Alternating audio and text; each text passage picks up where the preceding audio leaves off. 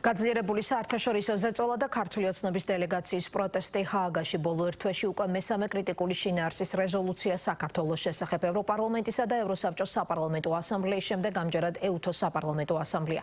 ჩვენს ქვეყანაზე ამერიკელი კონგრესმენის ჯო უილსონის მიერ მომზადებული რეზოლუციის პროექტი დამტკიცდა გზავნილები და მოწოდებები სხვა საერთაშორისო ორგანიზაციების ბოლოდროინდელი შეფასებების იდენტურია.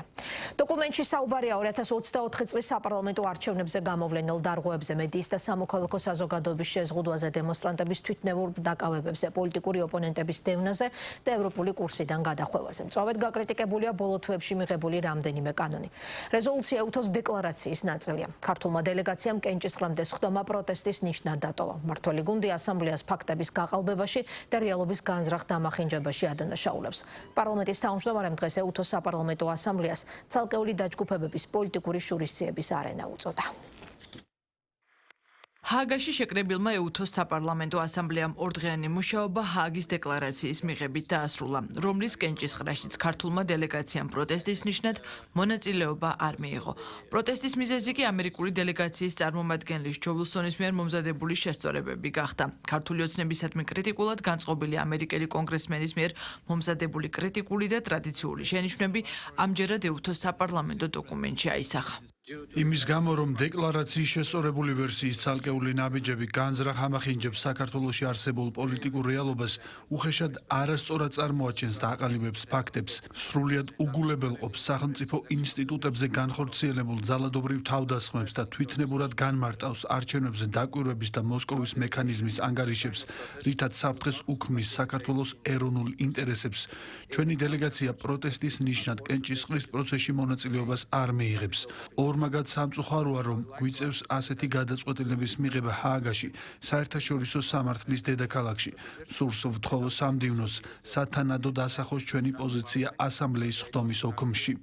ეუთოს საპარლამენტო ასამბლეის სანდოობა აბსტრაქტული ცნება არ არის, ის მისი ავტორიტეტის საფუძველია, როდესაც საქართველოსთან დაკავშირებულ საკითხებს არა დადასტურებული ფაქტების, არამედ მოკლევადიანი ხმაურიანი სათაურების ჭრილში განვიხილავთ, ჩვენ მხოლოდ რეალობას კი არ ვამახინჯებთ, ვაზიანებთ იმ ინსტიტუტსაც, რომელსაც თავად ვემსახურებით. ეუთო ოდირის სადამკვირვებლო მისიას არ დაუდგენია, რომ საქართველოში არჩევნები გაყალბდა. მიუხედავად ამისა, ეს ასამბლეა ეუთო ოდირის დასკვნის გაყალბებას აპირებს. მოსკოვის მექანიზმის ანგარიშს არაფერი დაუდგენია გარდა ბრალდებებზე მითითებისა. მიუხედავად ამისა, ეს ასამბლეა ამ ბრალდებების დადასტურებულ ფაქტებად წარმოჩენას აპირებს. საქართველოში სამართლებრივ პასუხისმგებლობაში მიეცნენ როგორც მოძალადე დემონსტრანტები, ისე სამართალდამცავი უწყებების წარმომადგენლები. მიუხედავად ამისა, ეს ასამბლეა აპირებს იმის მტკიცებას, რომ თურმე მშვიდობიანმა დემონსტრანტებმა დაწვეს პარლამენტი, თავს დაესხნენ პრეზიდენტის სასახლეს და დააზიანეს ასობით პოლიციელი. ასეთი გადამეტებული პოლიტიზება ეუთოს ინსტიტუტებსა და მექანიზმებს უსაფრთხოებისა და თანამშრომლობის პლატფორმის ნაცვლად აქცევს შერჩევითი პოლიტიკური ანგარიშსწორების ინსტრუმენტად. ორმაგი სტანდარტი ეუთოს საპარლამენტო ასამბლეას არ აძლიერებს, პირიქით, ის მას შიგნიდან ანგრევს.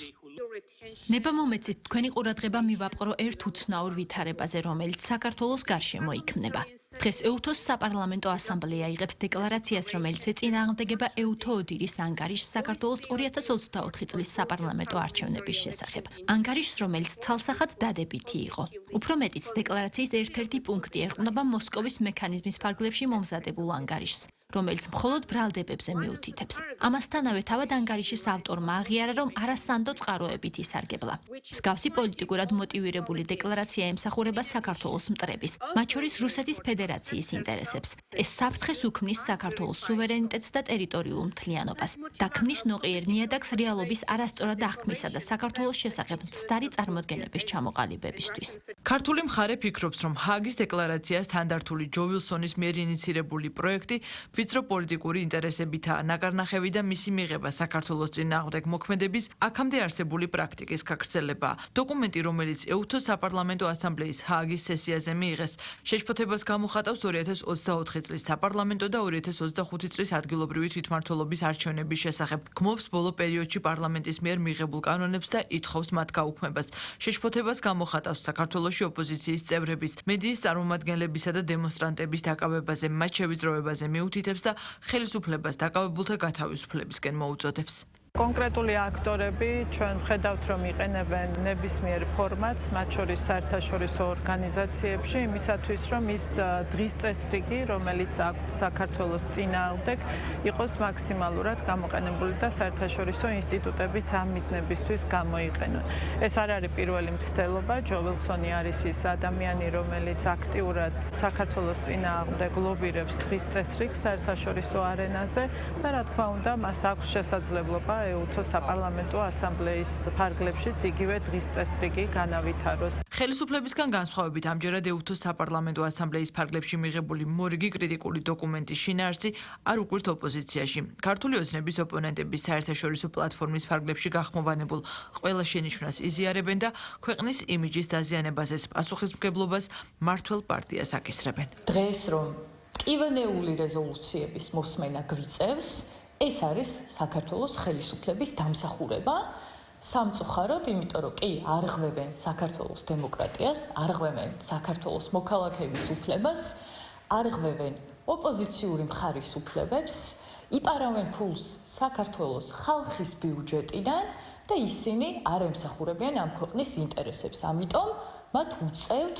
ასეთი რეზოლუციების მოსმენა. აი საბჭოთა ბოლშევიკური დელეგაციის საუკეთესო ტრადიციებში ადგენენ და დატოვეს ეუთოს საპარლამენტო ასამბლეა. კრამიტები არავის არ დაუმტრიონ აქეთ-იქით ლეწვა-ლეწვით. აი კრამიტები არავის არ დაუმტრიონ. ეუბნებიან, რომ არ არის ამ ორგანიზაციის ფასეულობების შესაბამისი ქცევა, პოლიტპატიმრებით გავსება ციხეების და ისეთი კანონების მიღება, რომელიც დრაკონულად ზღუდავს ადამიანის უფლებებს. ამათ არ უნდათ გაიგონ. ჯერ არასერიოზული გახავთ ერთ ადამიანთან დაკავშირება ყველა იმ საერთაშორისო იზოლაციის გამოვლენების და რეაქციის, რომელიც ბოლო წლების მანძილზე ვიხილეთ. ხო, ერთი თუ ორი ადამიანის თანადანაშაულება ამაში, ხო, ამაში თანადანაშაულება შეიძლება მხოლოდ ივანიშვილის რეჟიმის. არასერიოზული გახლავთ და ყველაფერს რო თავი დავანებოთ, აბსოლუტურ უსუსურობაზე მივიხილეთ ივანიშვილის და მისი გუნდის, რომ არ შეუძლიათ არ ვიცი ერთი ადამიანის თურმე რაღაცა გადაძალვა საერთაშორისო არენაზე, რომ თურმე მართლები არიან და ერთმა და ორმა ადამიანმა შეძლეს და თელი საერთაშორისო საზოგადოება დაარქმეს საპირისპიროში. ეს არასერიოზული გახლავთ. ჰააგაში მყოფი ქართული დელეგაციის ინფორმაციით, ეუთოს საპარლამენტო ასამბლეის 33 სესიას 229 დეპუტატი ესწრებოდა ეუთოს 57 წევრი სახელმწიფოდან. ჯო ვილსონის ინიციირებული რეზოლუცია კი მხოლოდ 38 მხარდამჭერი ხმით გახდა ორგანიზაციის საგაზაფხულო სესიის შემაჯამებელი დოკუმენტის ნაწილი. მმართველი გუნდის შეფასებით ჰააგაში მომხდარი ფაქტი კარგი მაგალითია, როგორ შეიძლება იქცეს საერთაშორისო ორგანიზაციები პოლიტიკური ომების წარმოების სივრცეთ. საქართველოს ხელისუფლების მიმართ მორიგ კრიტიკულ დოკუმენტს გამოეხმაურა ქვეყნის პრეზიდენტიც.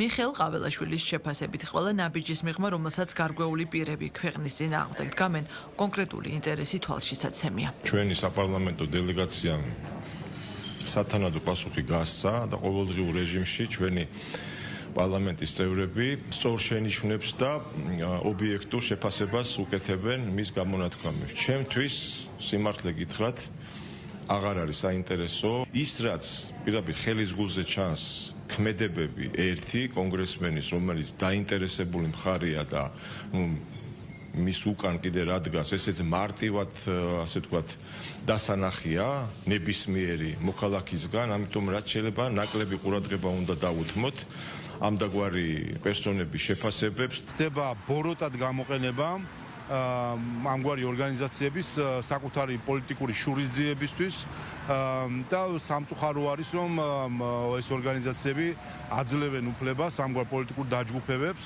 რომ იყვნენ მათ ხელში იარაღი. დღეს ფაქტობრივად ხედავთ, რომ ის ორგანიზაციები, რომელთა მიზანი უნდა ყოფილიყო მშვიდობის და თანამშრომლობის ხელშეწყობა და წახალისება, დღეს იქცნენ ყალბი ნარატივების შეთხზვის და გავრცელების, იქცნენ კონფლიქტების გაღვივების და ქვეყანაზე ქვეყნის სუვერენიტეტის წინააღმდეგ გადადგმული ნაბიჯების ინიციატორები. ქართული მხარე ფიქრობს, რომ ეუთოს საპარლამენტო ასამბლეის ეგიდით საქართველოს შესახებ დამტკიცებული რეზოლუცია დაუდასტურებელი ბრალდებებისა და ცალმხრივი ინტერპრეტაციების გავრცელების საშუალებად იქცა, რაც ორგანიზაციის წევრი სახელმწიფოებისადმი დობას საფრთხეს უქმნის, რომლებიც სინამდვილეში ეუთოს მიუკერძოებელ აქტორად და კეთილსინდისიერ შუამავლად უნდა იყვნენ მიჩნეულები.